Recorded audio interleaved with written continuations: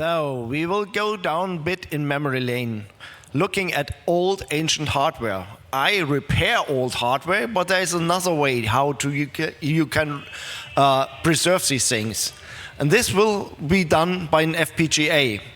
And Zolal will show us how that will be done. Have fun.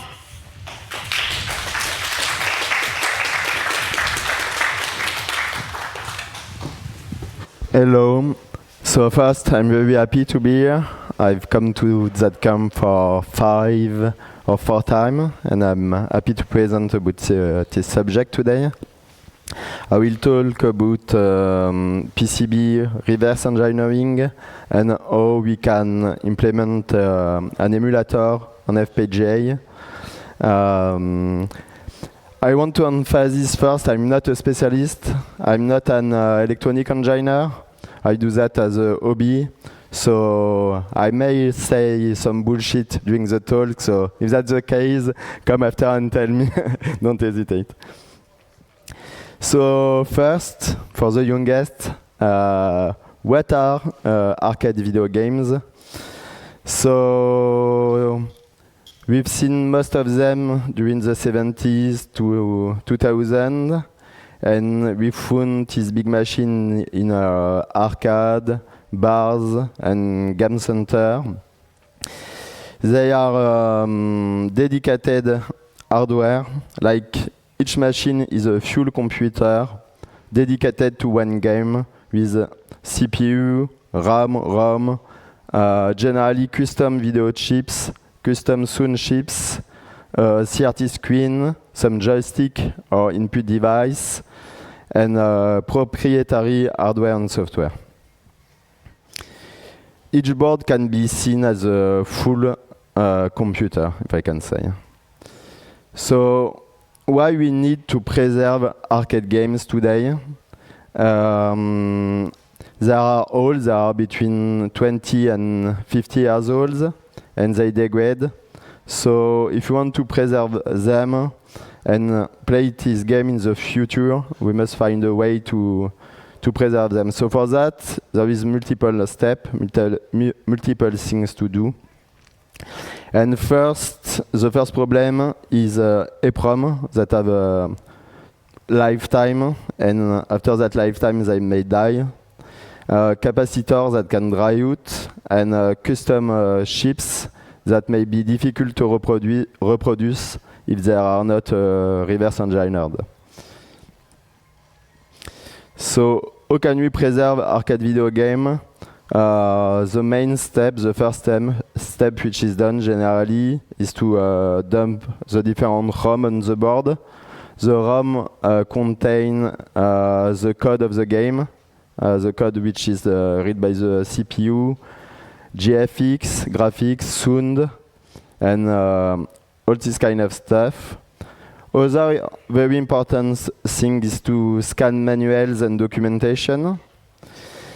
And also scan schematic if they exist, but sometimes they didn't exist. So if they did not exist, you must create them.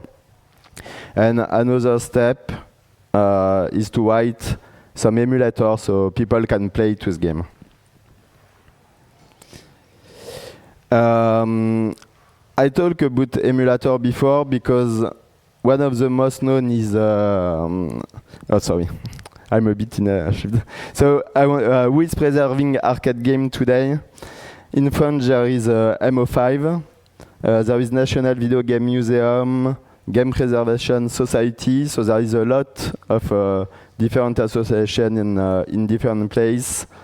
And also people like Dumping Union that are specialized in dumping ROM, and MAME development team, and independent people. So MAME, I assume most of you know about it. It's a multi-arcade machine emulator.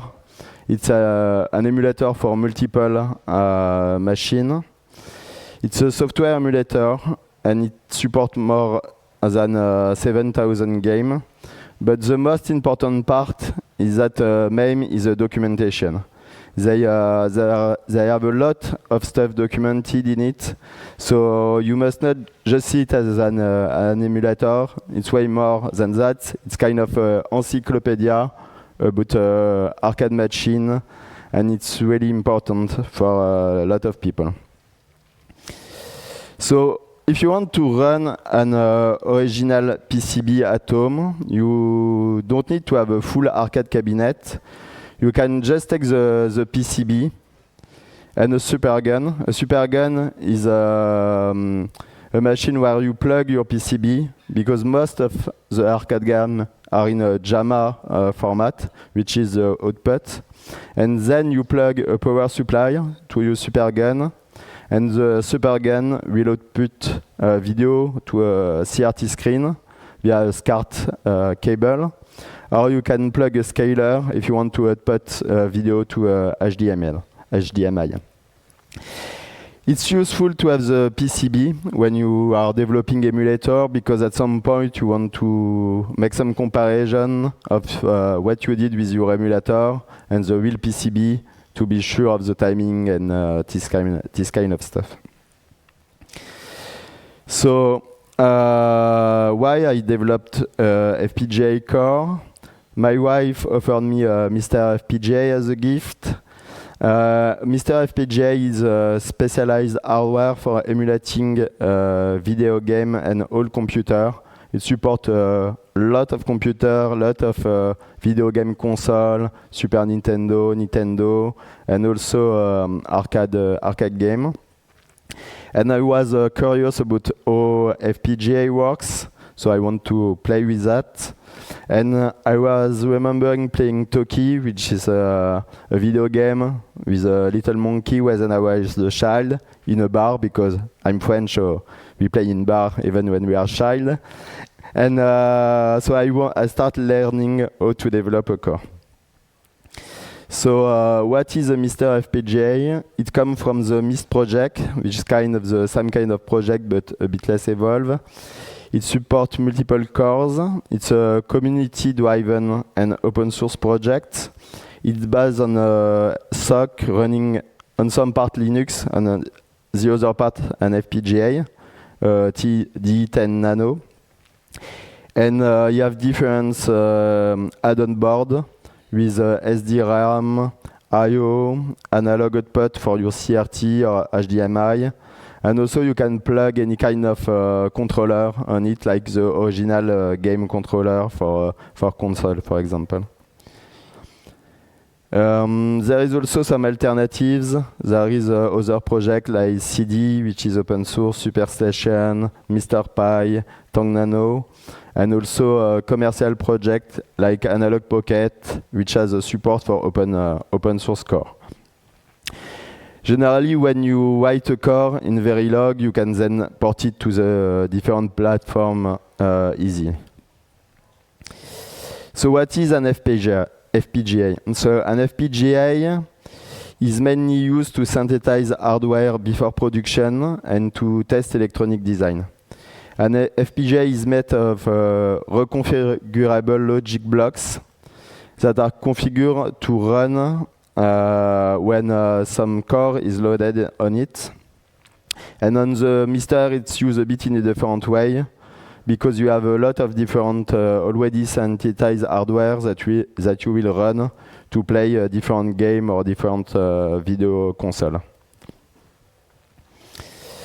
So the first step when building a tool for an FPGA is synthesis. So you can see it as the equivalent of software compilation. So you use a HDL, a hardware description language, to develop an FPGA. And this language will describe hardware component and connection.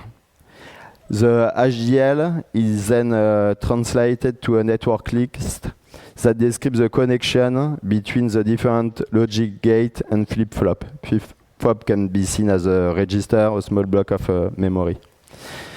Then this logic is optimized to be reduced on the FPGA as the number of lookup table on the FPGA is limited. So after comes the post synthesis, and the FPGA logic is mapped and place and route on the FPGA. Then a bitstream is created, so it's a binary file, RBF or soft files that you can load on the FPGA. And this bitstream will be transferred, for example, to the Mr. FPGA via either a SD card, network, or a debug interface if you are doing some debugging. So why choose FPGA emulation rather than doing software emulation? So FPGA mimic the hardware, and emulation is very precise. It's cycle accurate. And also there is no operating system behind the FPGA. There is no multitasking overhead. It's real time. And it replicates the original hardware, and also it's compatible I/O, so you can plug some specific device if needed. And generally, software emulation simplifies stuff and generalize behavior, so it's less accurate. So first, if you want to develop some core, you need to learn Verilog. So Verilog is one of the HDL, hardware description language, and it's used to describe digital system. So you first develop a module which represent integrated circuits and how they are connected together by a wire. Each module can use sequential or combinational logic, and modules are built from different pieces, clock, logic gates, and register. And the way you develop with the HDL is very different than classical development. So at first, for a classical developer, it's a bit difficult to get and understand this paradigm. For example, everything is running in parallel as it emulates a circuit, and there is a lot of time-sensitive and clock-driven operation. So let's see a basic Verilog module. So first you will declare a module with a name, and you take input, which is are represented by wire, and the width. For example, here we declare an 8-bit module that take X and Y as input, and will output a result. And since this module will do a sum and output that sum. So each module defines a hardware component, and then you will connect all these hardware components. You can see each component as a different IC that are connected together. So you can use first, for example, sequential logic for your module. It's used for different stuff like counter, register, and in sequential logic, the code is driven by a clock, and on each rising edge of the clock, the logic is run, and the value and the flip-flop are updated. So it's clock driven. You also have some modules that be only combinational. So the big difference is that the input and the output will change instantly.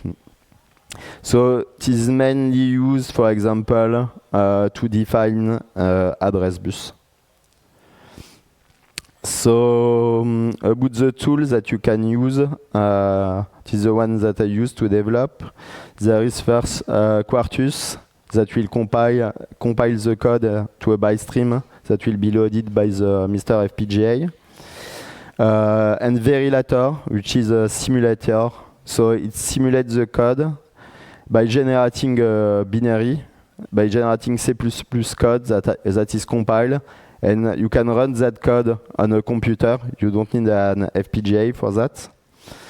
And this simulator will generate traces, so it's a big file that you can use to debug later.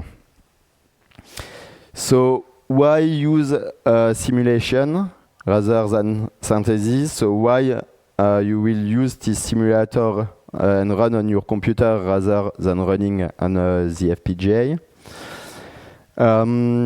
Because generally simulation are very slow, but it compiles very fast. So you can test your code, you can compile it quickly, and the synthesis on FPGA is very slow. So you compile it, you do simulation, and you generate these debug traces, but as there is all the input and output of all the modules, it will generate a very big file. So you generally do that for a few milliseconds or seconds. And when you want to test the game in real, you use synthesis and you load the game on the FPGA, also to validate some specific issue, timing issue, or this kind of stuff. So there is two debugging techniques. To debug, you can use a tool like GTK Wave to visualize the trace generated by the simulator and see all the input, output, and see if it's what you want. And the other way is to plug a cable directly to the FPGA and use another software to debug in real time, I will say. So two interesting books to read about that. The first one is Designing Video Game Hardware in Verilog. I think it's one of the best resources. It's very nice, and it explains how to write some little game, and it's very well written, it's short and very interesting. The second one is Introduction to Logic Circuit and Logic Design with Verilog, with a more traditional, I will say, book used in university, very complete and very good.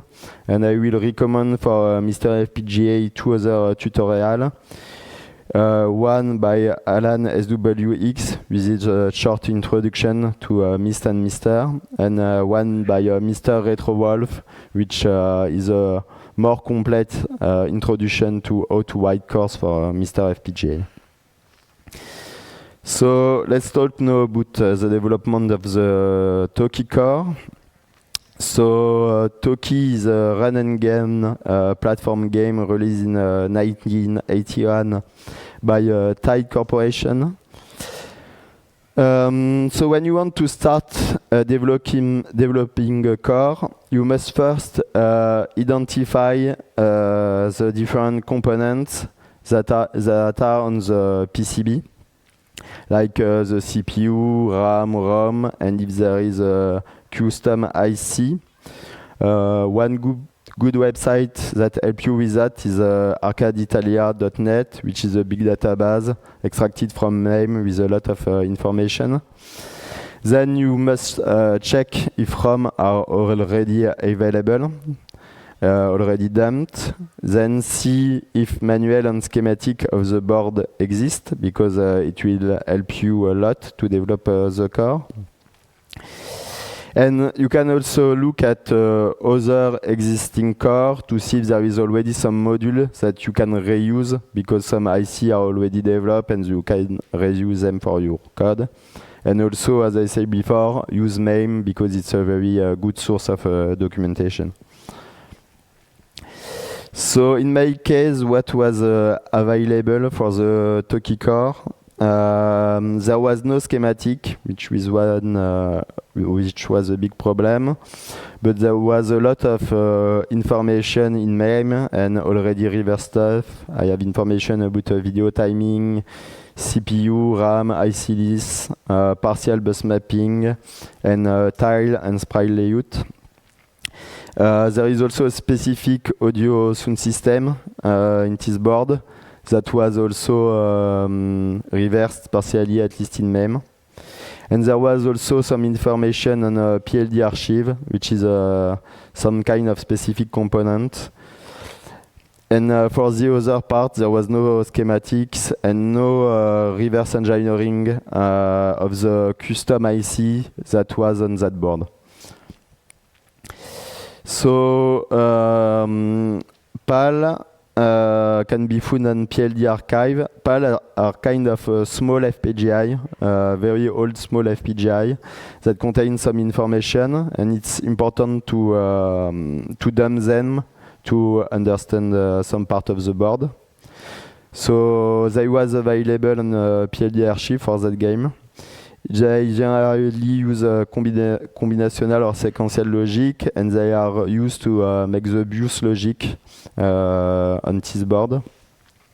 And they are small, they are generally 8 bytes, so they are reversed by being brute force. So all address, all input are tested, all output are recorded. This is put in a file, and this file you can use it later, for example, and convert that code to Verilog. So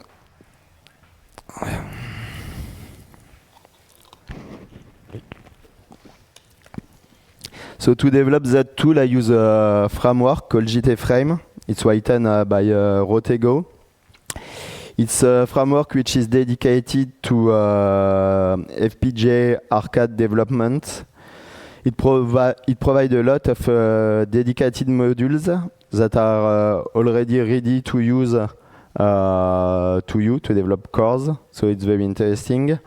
And also it provides a tool chain to build on different targets and different scripts that you can run on Linux. So it's a lot of stuff when doing development.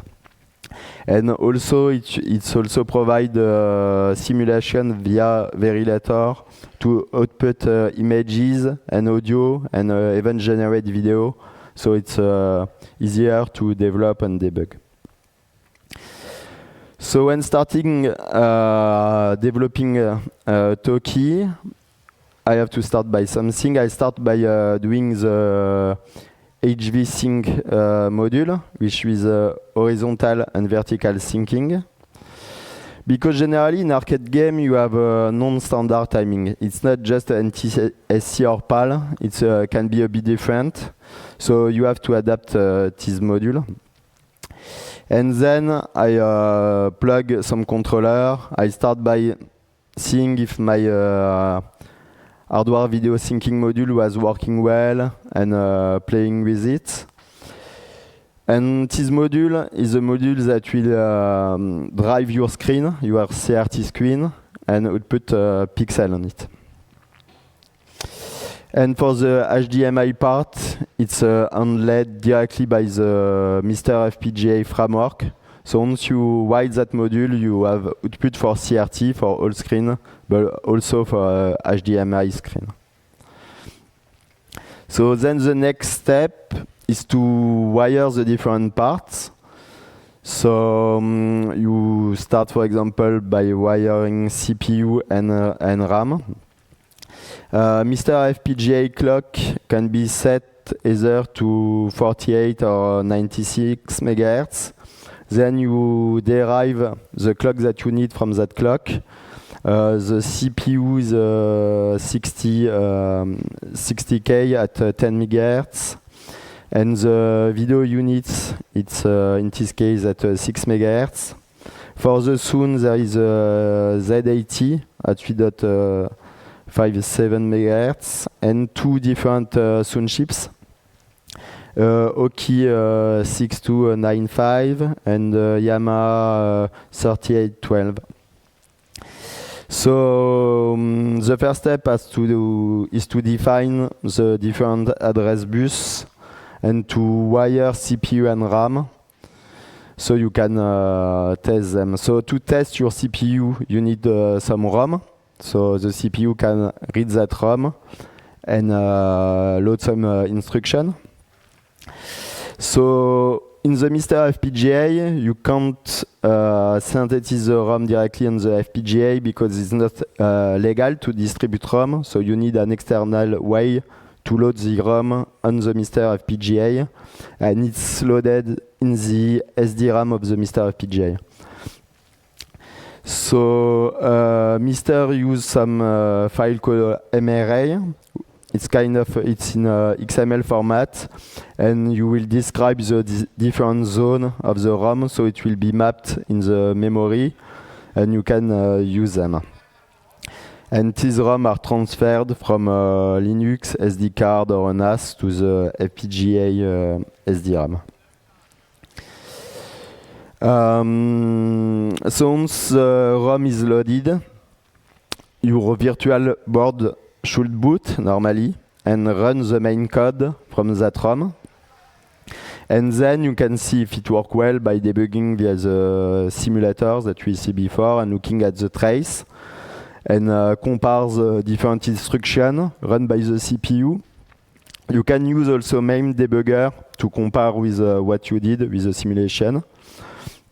And generally at some point, like in my case, you will see the CPU stalled because you need to handle interrupt correctly, and it's very important in all video game because generally all video game you have the screen, the beamer of the screen, and at the end of the frame it will update some stuff to trigger an interrupt on the CPU. So the CPU will start working to write information that is needed for the next frame.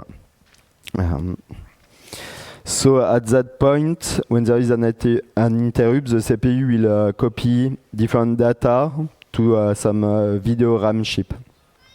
So it can be drawn by the video unit. So in this game there is a different layout. You have first the car layout, which is everything that you can read on the screen, the number of lives, this kind of stuff. There is two backgrounds, some sprite and some palette.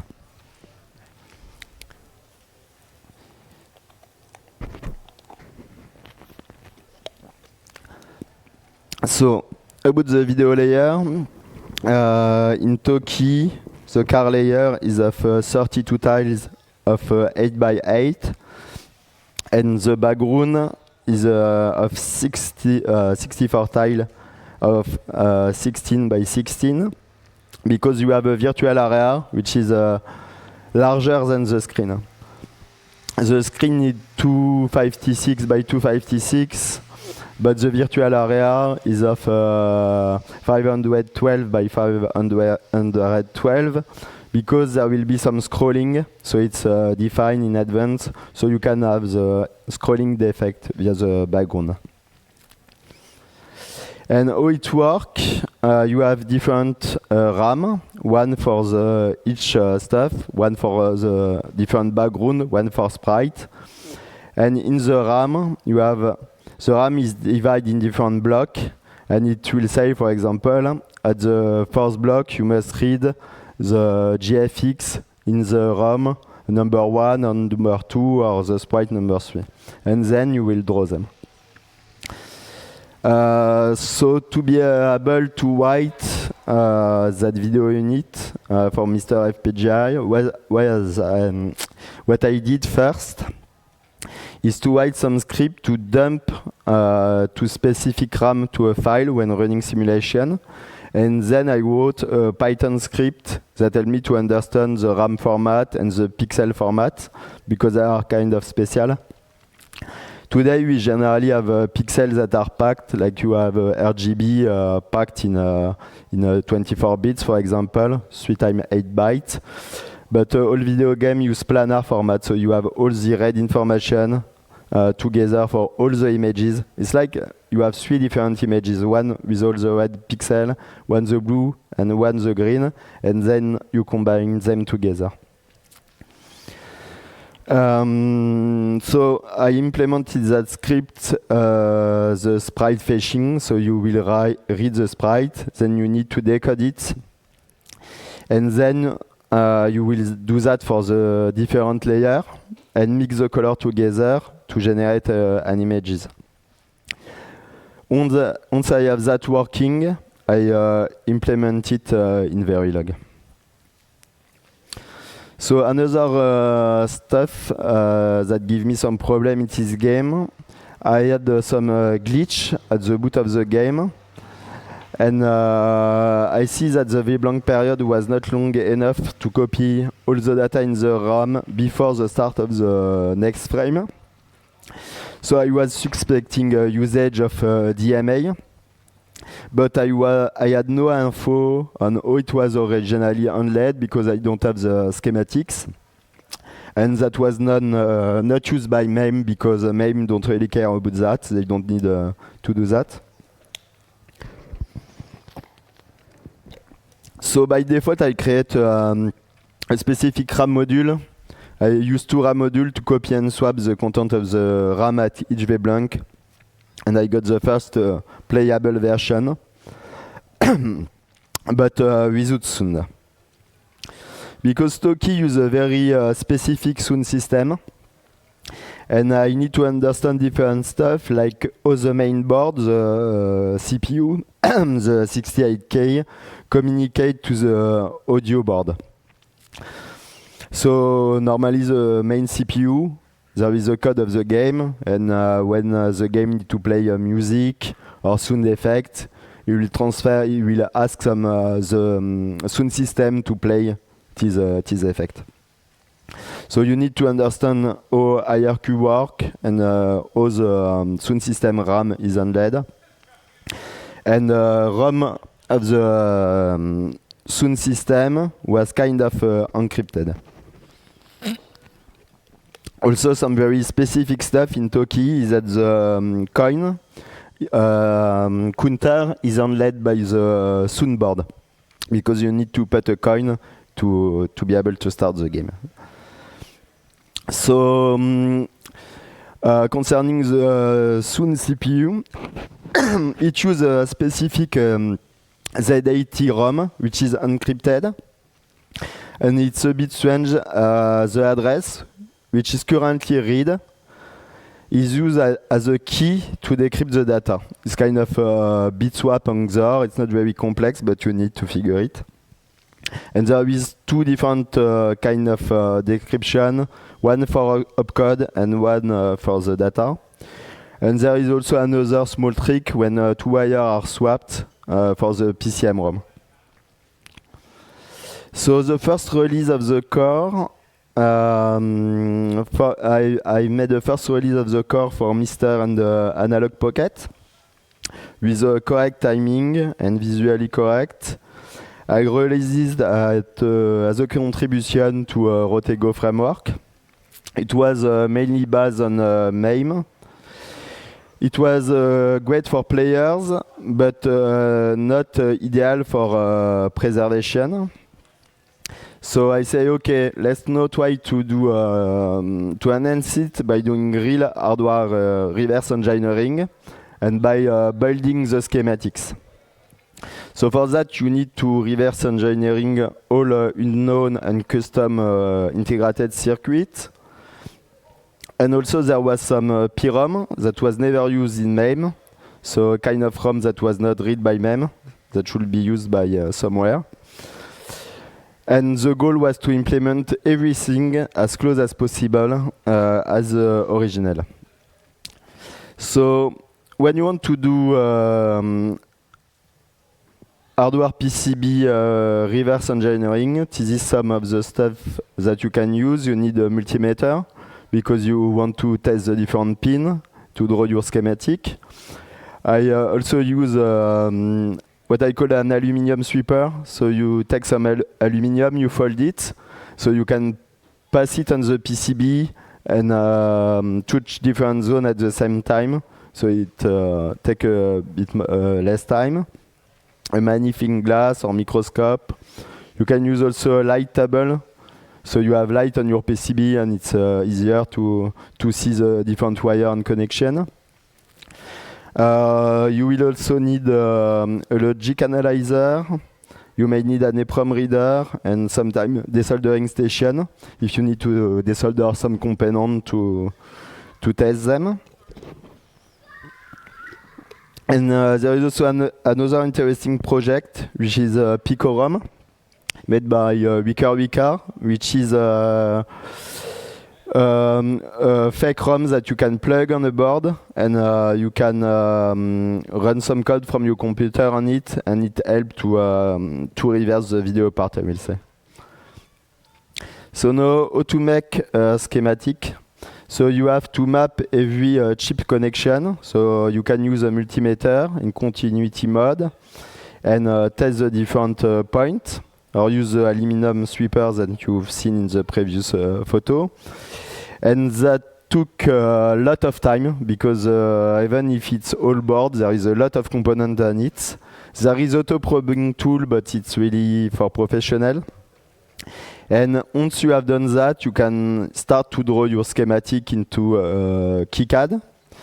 And two schematic will be very helpful because they help you to understand how IC are connected together, but they are also used by other people. They want to repair a board.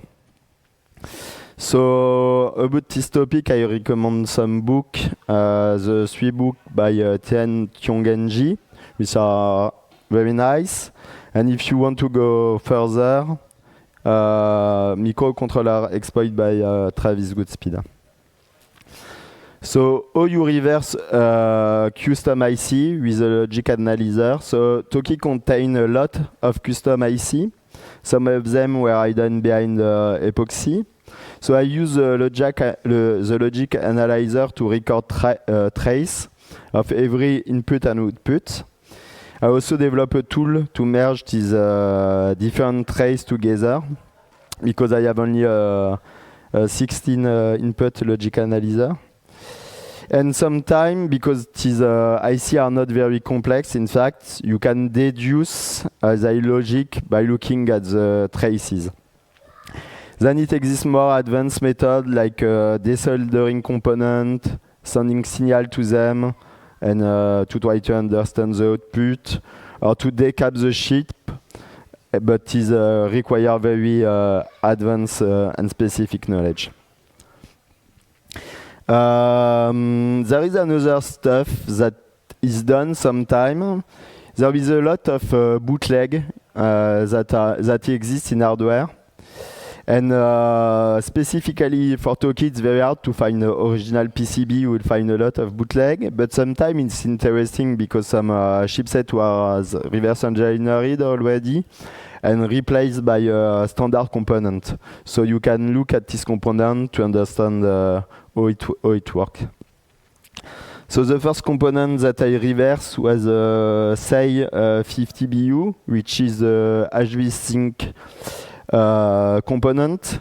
So it's one of the most important, if I can say, component because it drives the screen and it provides the pixel clock and the different, the blanking, the size of the screen, and it drives a bit all of the video system.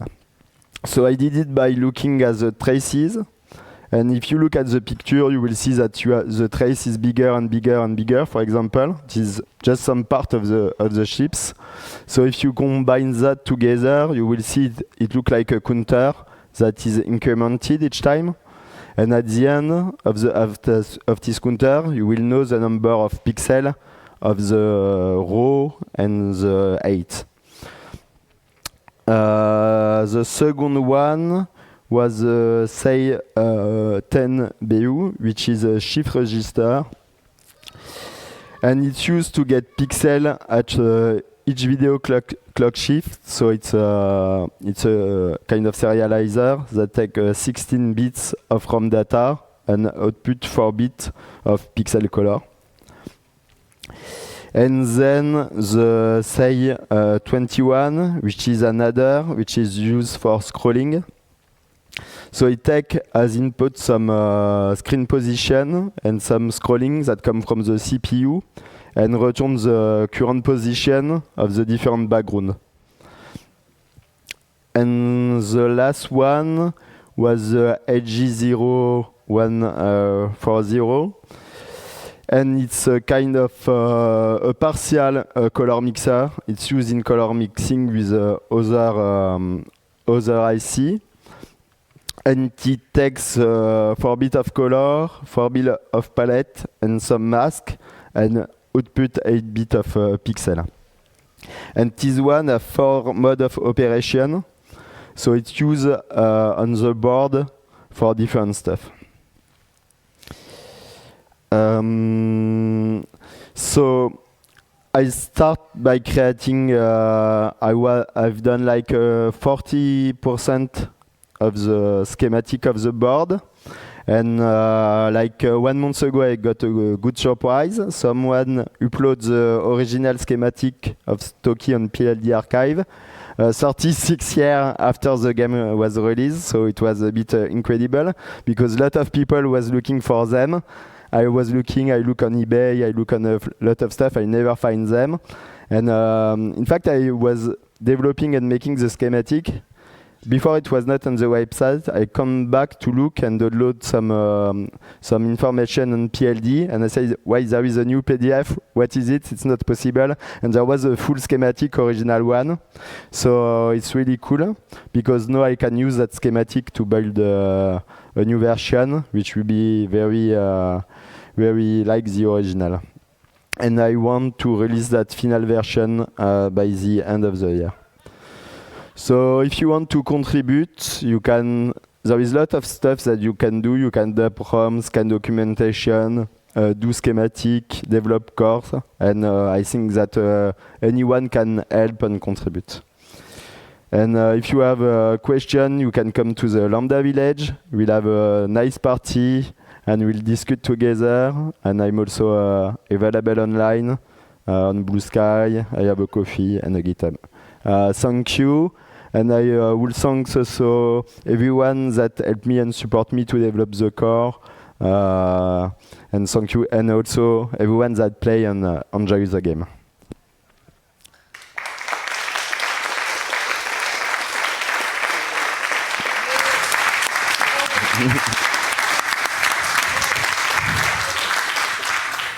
Thank you, Solal.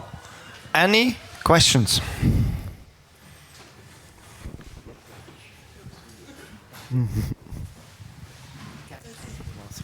Yeah, thank you. Do you had a bug that was not visible in simulation, but only when you synthesized the core? Was there a nice one that you could not figure out? At first I had timing bug, but I fixed them. So not really, in fact, I can say.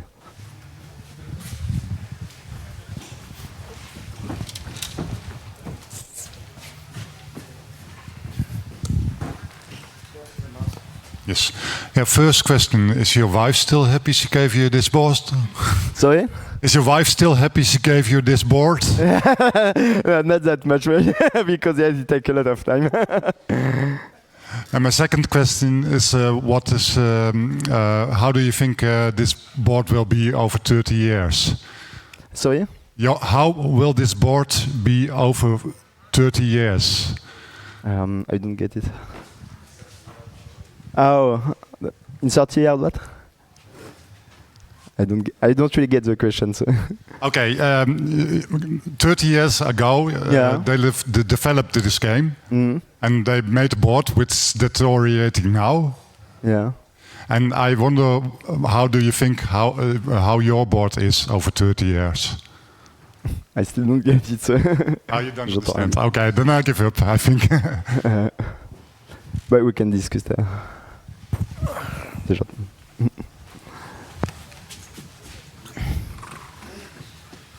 Can you raise your hand again? Sorry. Yeah, it's okay. Hi, thanks for your talk.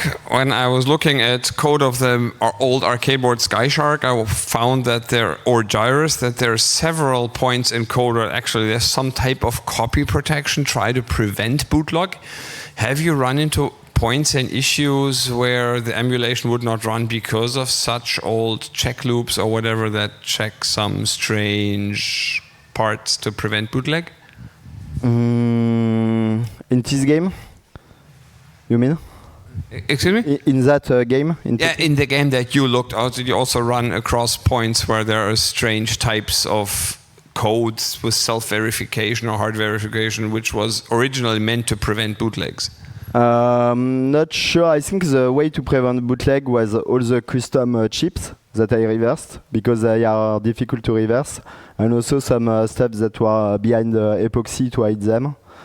But in fact, it's a bit known that some bootleg are made by the original developer sometimes. So it's another story.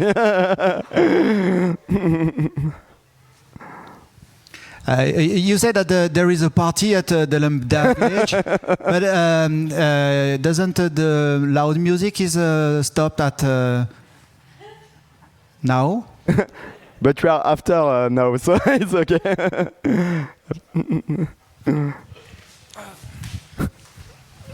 Try my best.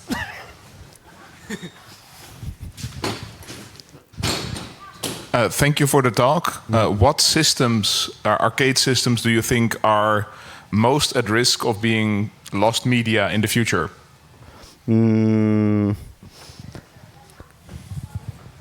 I don't know because I think there is a lot of arcade systems that are already preserved, and I'm not specialist enough to be able to list other ones that are not yet preserved. So. Is there any particular system that you would want to do after you complete? Yes, there is other board developed by the same company. So the first one I will do, I think, is Cabal because it's use some kind of IC, so it will be very faster to develop because I've done a part of the work already. And then maybe some other game by TAD because they are not developed yet. And as I know a bit more how it works, it may be faster. Any more questions?